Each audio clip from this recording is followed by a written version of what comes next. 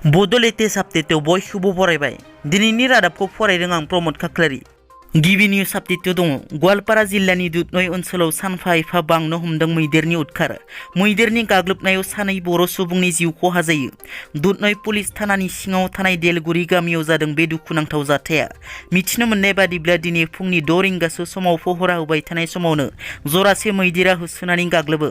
बे गाग्लोबनायाव 22 बोसोर बैसोनि महिनी महन बसुमतारी आरो 55 बोसोर बैसोनि जामिनी खाख्लारिया जायगायावनो जिउ गोमायो। बुंथिनो गोनांदि बेफोर ओनसोलफोराव सानफ्रोमबो उन्दुनाय गैयाजासे ओनसोलनि रायजो राजाफोरा पहरा होनो गोनां जायो। मोनसे गोजोनथाव रादाब, सासे बर' फिसाया डक्टरेट बिमुं मोननो हादों। उदालगुरि जिल्ला टंलानि साखाथियाव थानाय समुवापारा गामिनि बिरिना बर' बिथाङा डक्टरेट बिमुं मोननो हादों। बिरिना बर' बिथाङा सोलोंथाइ आयदायाव डक्टरेट बिमुं मोननो हादों। धेमाजि जिल्लायाव बर'फोरनि गं 8निबो बांसिन गलाफोरखौ सिफायना होदों। दिनै फुंनि समाव धेमाजि जिल्लानि सिङाव थानाय सिमेन्ट सापरि वेल तिनिआलियाव पलिटेकनिक कलेजनि बाउण्डारियाव दं होननानै बर'फोरनि गं 8निबो बांसिन गलाफोरखौ जनाय STOनि हेफाजाबजों सिफायना होयो। बुंनो गोनां बाथ्राया बिसोदि बे गलाफोरा गासिबो बर' सुबुंफोरनि।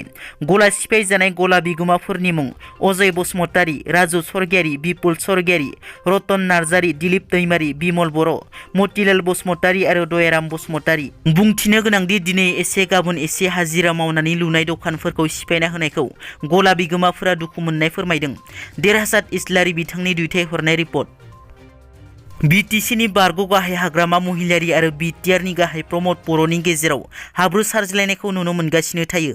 मैया चिरां जिल्लानि सिमा आन्चलिक एबसुनि 10थि बोसोरारि जथुमायाव बाहागो लानानै हाग्रामा महिलारीनि सायाव बेरफुसार बिबुंथि लाखियो प्रमद बर' बिथाङा बुङोदि मैया दाखालिसो बबेबा मिटिंआव BTCनि बारग' चिफ हाग्रामा महिलारी बिथाङा दाबो एबसु अफिसाव थानानैसो BTC सरकारखौ सालायो होननानै बुंदों।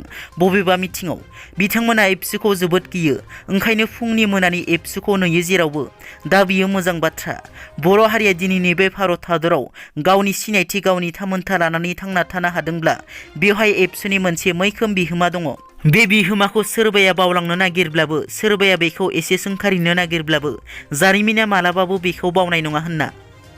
मोनसे सोमोनांथाव मेसिन दिहुनदों, जाय मेसिनखौ सुइट्जारलेण्ड हादराव गनायथि होबाय। गोसो जानानै थैनो हानायनि मेसिन फैबाय। बे मेसिनजों जेबो उसुबिदा मोनाब्लानो 1 मिनिटावनो बे संसारखौ नागारलांनो हागोन। क'क्राझार DFO मावख'नि अफिस सुहास कादाम IFS अफिसारनि चेम्बारखौ क'क्राझार मावख'आव सम बादियै फैयैनि थाखाय क'क्राझार जिल्लानि जिल्ला बेंगिरि बर्नाली डेका बिथाङा थाला मारियो। सासे मावफारिया फोरमायनाय बादिब्ला मैया फुंनि समाव अफिस टाइमाव जिल्ला बेंगिरि आरो ADC बिथांमोना फैनायाव लोगो मोनैयाव थांफिनो आरो फिन बेलासि अफिस सुटि समाव फैफिननायावबो लोगो मोनैलाय बिथांमोना थाला मारिना गालांदों होनना। दिनैनि रादाबा एसेनोसै। नोंथांमोना जुदि आंनि चेनेलखौ दासिमबो साबस्क्राइब खालामाखै, अन्नानै साबस्क्राइब खालाम। गोजोन्थों।